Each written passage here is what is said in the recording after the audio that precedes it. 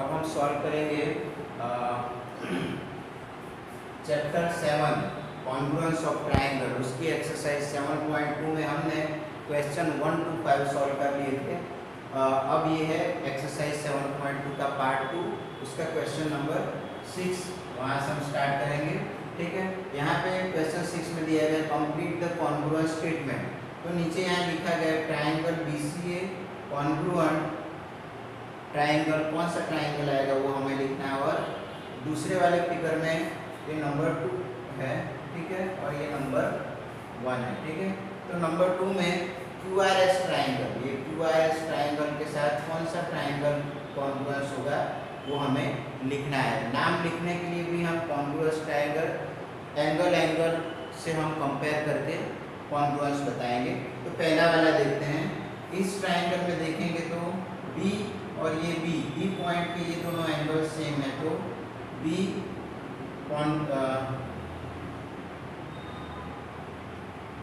B correspond to B आएगा। ठीक है, B के साथ B करस्पॉन्ड है। एंगल दूसरा पॉइंट देखे तो T के साथ Q करस्पॉन्ड है। Angle T correspond angle C, बराबर। और उसके बाद है एंगल A के साथ एंगल A करस्पॉन्ड है। ठीक है, तो ये दोनों A है, ये भी 90 है और ये भी 90 है। A के साथ A करस्पॉन्ड होगा, B के साथ B और T के साथ C करस्पॉन्ड होगा।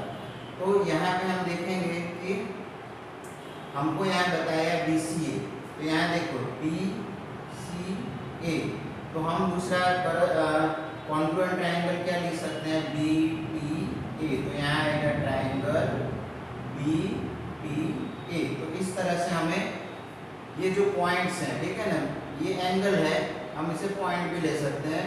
B के साथ B, ये दोनों यहाँ सिंबल बता रहा है इक्वल है, तो B के साथ B करस्पॉन्ड है, T के साथ C करस्पॉन्ड है और A के साथ A करस्पॉन्ड है। तो देखो BCA ट्रायंगल है, तो यहाँ पे BCA बन रहा है, तो उसी तरह हम लिखेंगे BTA। BCA और BTA एक दूसरे को क्या है, कॉन्ग्रुएंट ट्रायंगल्स हैं। अब यहाँ पे देखेंगे Q लेंगे, तो देखो ये QRS ट्रायंगल में पहला Q लेंगे, तो उसके साथ करस्पॉन्ड कौन आएगा, तो Q के साथ ये Q है, ठीक है ना, तो Q के साथ आएगा T। ठीक है, अब उसके बाद है R के साथ करस्पॉन्ड कौन सा है, तो एक मिनट देख लेते हैं बुक में। R के साथ ये इस तरह से साइन है, तो R के साथ आएगा T, R के साथ आएगा P। ठीक है, और उसके बाद है S, तो S के साथ करस्पॉन्ड कौन सा होगा, S के साथ ये Q आएगा। तो यहाँ पे QRS जैसे बन रहा है QRS, तो यहाँ ट्रायंगल आएगा TPQ। ठीक है, तो इस तरह से हमें कॉन्ग्रुएंट ट्रायंगल्स बताने थे। ठीक है, तो इस तरह से हम बता सकते हैं किस एंगल के साथ कौन सा आएगा। तो यहाँ देखो तो QRS, तो यहाँ हम ट्रायंगल सामने आएगा TPQ, करस्पॉन्ड करके बता देना। ठीक है, और यहाँ पे BTA, ठीक है ना, BCA यहाँ पे दिया गया है, तो इस साइड पे हम देखेंगे तो BCA है, तो यहाँ इसके सामने कॉन्ग्रुएंस आएगा BTA। तो इस तरह से हमें कॉन्ग्रुएंट ट्रायंगल बताने थे। अब आपको कॉपी कर लेना है, क्वेश्चन नंबर 6 यहाँ पे कंप्लीट हो रहा है।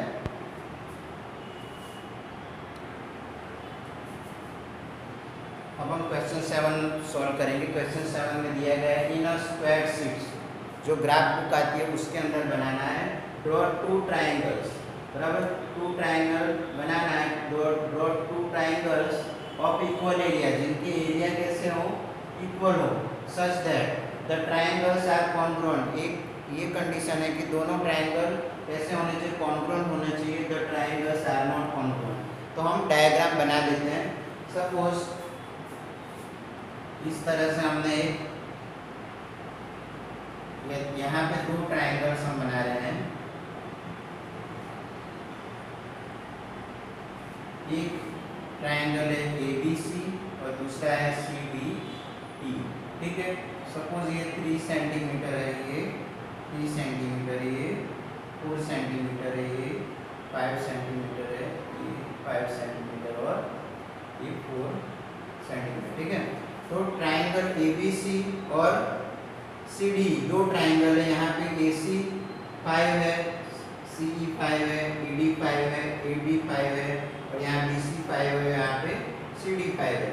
ठीक है, तो यहाँ हम एरिया अगर निकालेंगे, area of triangle ABC is equal to, ABC का एरिया निकालेंगे तो 1/2 इंटू ये अल्टीट्यूड, इसका अल्टीट्यूड कितना है 4 सेंटीमीटर इंटू बेस 3 सेंटीमीटर, तो यहाँ 2 कट जाएगा और 2 इंटू 3 6 स्क्वायर सेंटीमीटर।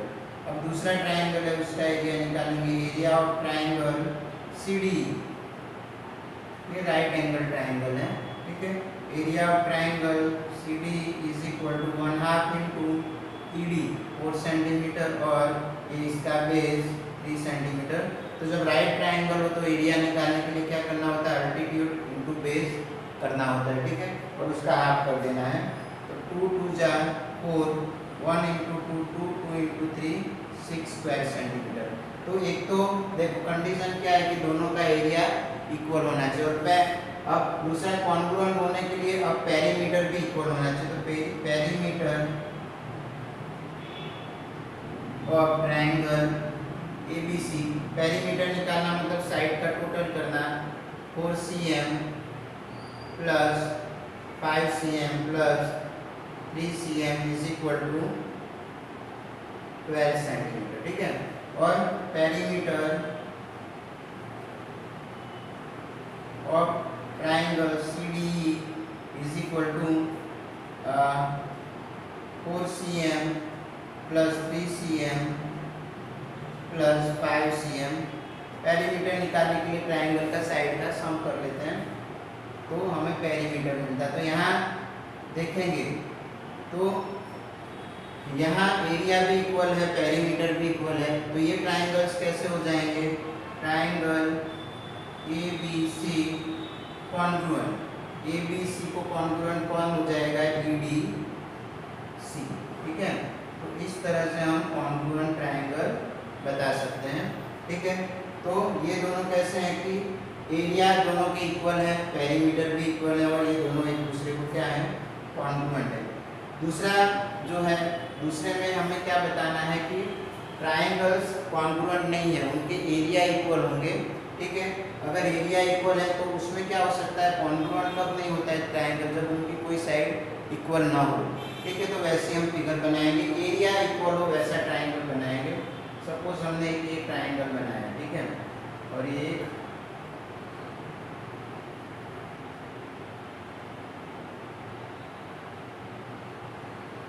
दूसरा ट्रायंगल बनाया। ठीक है, ये ट्रायंगल है ABCD, तो ये ट्रायंगल ABC और दूसरा BDC है।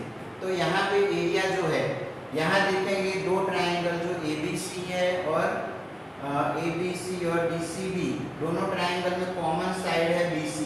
तो जब कोई दो ट्रायंगल की एक साइड कॉमन हो तो उनका एरिया इक्वल होता है। तो area of triangle ABC equal to area of triangle DCB। इनकी साइड के मेजर लिख लेते हैं, 4 सेंटीमीटर, 4 सेंटीमीटर, ये है 5 सेंटीमीटर और ये है 5.5 सेंटीमीटर। ठीक है, इसको ले लेते हैं, ये साइड बड़ा है, 5.5 सेंटीमीटर और ये है 5 सेंटीमीटर और ये 4.5 सेंटीमीटर।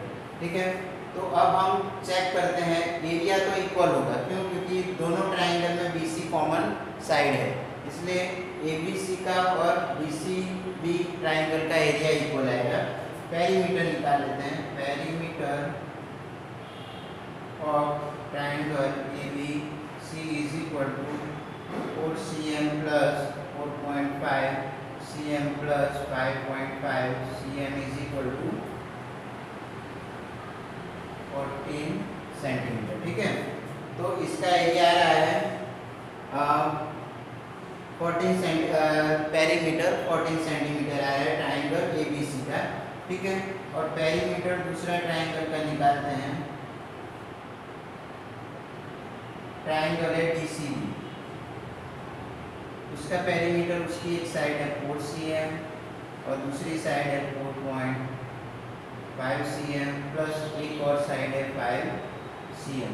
तो यहाँ पे देखेंगे तो 13.5 सेंटीमीटर पेरीमीटर। पेरीमीटर दोनों के कैसे आ रहे हैं, साइड का सम, एक का 14 cm आ रहा है, दूसरे का 13.5 आ रहा है, एरिया इक्वल है।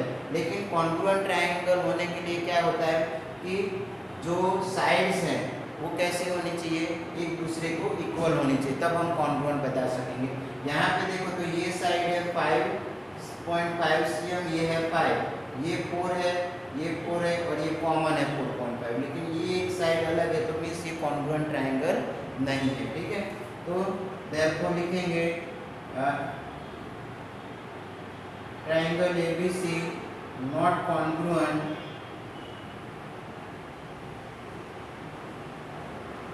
ABC not congruent triangle DCB। अगर कॉन्ग्रुएंट नहीं है तो इसको हम क्रॉस कर देंगे, या तो फिर वर्ड में भी लिख सकते हैं, therefore triangle ABC not congruent triangle DCB। आप वर्ड में भी लिख सकते हो, या फिर तो जो कॉन्ग्रुएंट का साइन है उसे हम क्रॉस करके लिख सकते हैं। तो इस तरह से हमें बताना था कि दो ट्रायंगल का एरिया इक्वल है, पेरीमीटर इक्वल है और वो दो कॉन्ग्रुएंट है, वो बताना था। दो ट्रायंगल है, उनके एरिया इक्वल है लेकिन उनका पेरीमीटर इक्वल नहीं है, तो वो क्या होंगे, कॉन्ग्रुएंट नहीं होंगे। यहाँ पे क्वेश्चन नंबर 7 कंप्लीट हो रहा है, आपको कॉपी कर लेना है।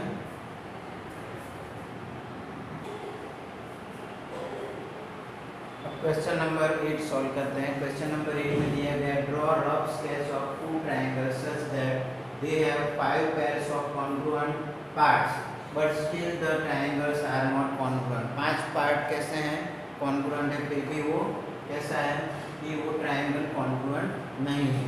ठीक है, तो ये ट्रायंगल में हम देखते हैं कि ये एक साइड है BC जो दोनों ट्रायंगल में कॉमन है, ट्रायंगल ABC, और दूसरा ट्रायंगल है BDC। ठीक है, ये दो ट्रायंगल में BC is equal to BC, ये कॉमन है। ठीक है ना, कॉमन साइड है। और उसके बाद यहाँ देखेंगे तो ये 5 सेंटीमीटर है, AC is equal to DB।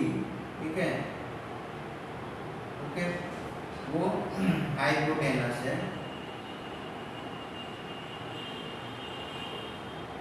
अब उसके बाद दूसरा है angle B is equal to angle C, और यहाँ पे angle A is equal to angle D। ये कॉमन साइड है, तो कॉमन साइड होने की वजह से क्या होगा कि ये दोनों एंगल कैसे हो जाएंगे, कॉन्ग्रुएंट हो जाएंगे।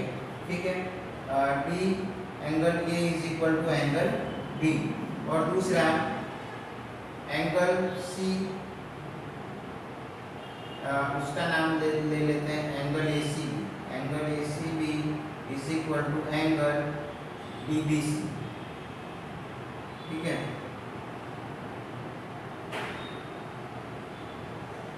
ठीक, तो यहाँ पे देखेंगे ये साइड कॉमन है, ये दोनों इक्वल है, और ये दो कैसे हैं, साइड इक्वल नहीं है। ठीक है ना, तो हम एंगल इक्वल है तो हम कभी एंगल की कोई ऐसा कोई क्राइटेरिया नहीं कि हम एंगल से हम उनको कॉन्ग्रुएंट बता सकते हैं, साइड से बता सकते हैं। लेकिन यहाँ AB और BC साइड कैसी है, जो इक्वल नहीं है, तो ये क्या होगा, तो 5 पार्ट्स यहाँ पे इक्वल हो रहे हैं, फिर भी क्या होगा, triangle ABC not congruent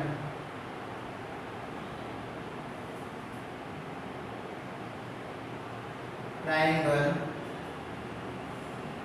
DBC।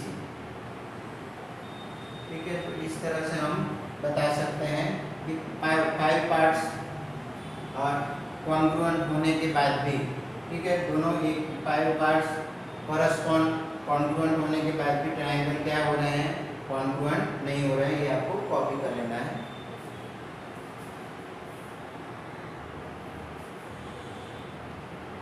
Question number 8 solve करते हैं। क्वेश्चन नंबर 8 में दिया गया है इफ ट्रायंगल एबीसी ये वाला and triangle PQR are to be congruent, अगर ये दोनों कॉन्ग्रुएंट है, name additional pair of corresponding part. तो आपको एडिशनल करस्पॉन्डिंग पार्ट लिखने हैं। What criterion did you use, और इसके लिए कौन सा क्राइटेरिया हम यूज करेंगे कि वो दोनों कैसे हैं, कॉन्ग्रुएंट हैं। तो यहाँ हम लिख लेते हैं कि angle B correspond to angle Q और एंगल सी के साथ करस्पॉन्ड है एंगल आर। तो अगर ये दो एंगल्स कैसे हैं, करस्पॉन्ड है, तो बचा है angle A correspond to P, ठीक है। अब यहाँ पे हम देख रहे हैं कि ये दोनों एंगल्स कैसे एक दूसरे के साथ करस्पॉन्ड है। तो ये दो एंगल के बीच में एक साइड है ये BC और यहाँ पे आएगा QR। तो क्या हो जाएगा इससे, तो BC is equal to QR। तो हम क्या करेंगे, तो ये B और C इधर Q और R के बीच में ये साइड है, मतलब एंगल साइड एंगल। तो यहाँ हम लिख देंगे बाय ये ऐसे congruence criterion triangle ABC congruent, ABC के साथ कॉन्ग्रुएंट कौन होगा, PQR कॉन्ग्रुएंट हो जाएंगे। बस हमें इस तरह से एक एडिशनल साइड हमें बतानी थी, ये दो एंगल के बीच में ये साइड भी कैसी हो जाएगी, इक्वल हो जाएगी। तो इससे ऐसे कॉन्ग्रुएंस क्राइटेरियन से ट्रायंगल ABC और PQR कॉन्ग्रुएंट बन जाएंगे। आपको कॉपी कर लेना है।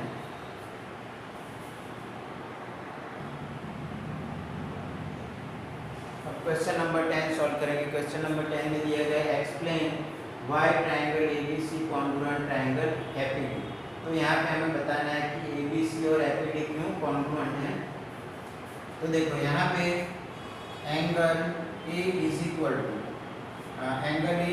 टू क्या आएगा, एंगल F और angle B is equal to angle E।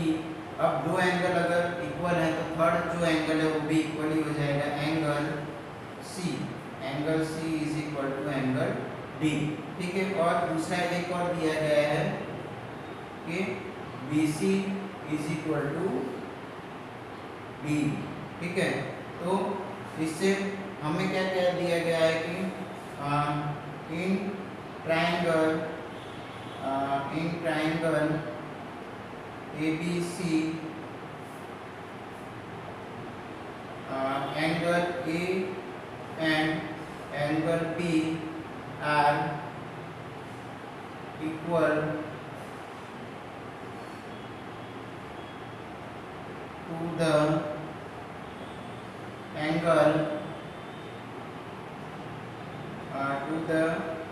angles of triangle in triangle ABC. Angle A and angle R is equal to the angles of triangle PEF. Angle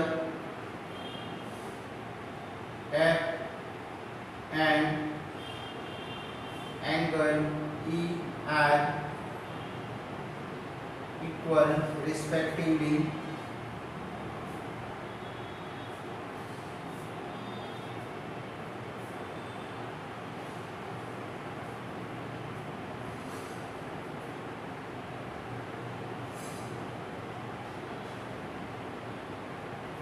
in triangle ABC, angle AB, angle A and angle B are equal to respectively the angles of triangle DEF, angle F and E are equal. Therefore, and BC is equal to BE. So triangle ABC and triangle DEF are congruent. ठीक है, तो इस तरह से ये triangle ABC और triangle DEF दोनों क्या हो जाएंगे, ट्राइंगल FED, यहाँ लिखेंगे ट्राइंगल FED। ठीक है, तो ये कैसे हो जाएंगे, कॉन्ग्रुएंट हो जाएंगे। यहाँ पे ये एक्सरसाइज कंप्लीट हो रही है, आपको कॉपी कर लेना है।